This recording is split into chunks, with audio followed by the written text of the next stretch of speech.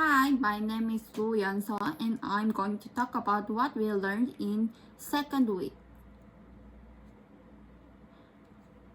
First, I'm going to talk about the history. The history of atoms came after J. Dalton established the basis of atomic theory, and Thomson claimed electrons through cathode ray experiments, and Rutherford's alpha particle scattering experiments and hypotheses. The problem solving of the last Bohr's claims quantized the current atomic model, the orbital position where electrons can exist.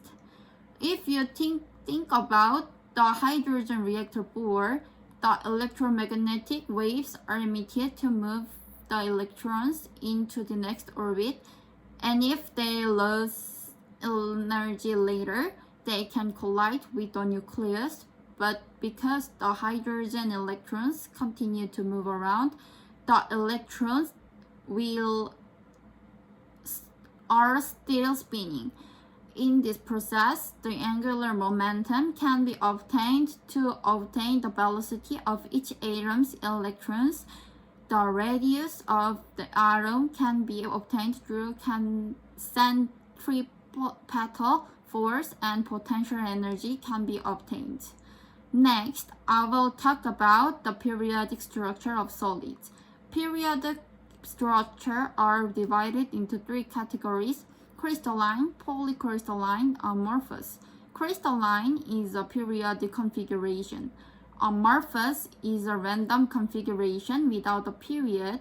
Polycrystalline is a medium between crystalline and amorphous, and many appear to be periodic, but overall, it is not periodic.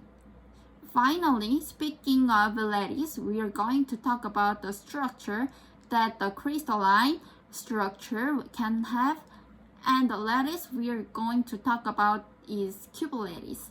It is divided into three categories: simple, body-centered, and less face-centered.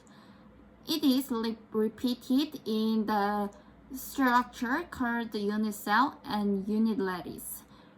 And the number of total atom and coordinate number and percentage of atomic packing factor are different for each of the three structures. Cubolattice is a three-dimensional structure, so you have to think a lot about the spatial part and calculate it.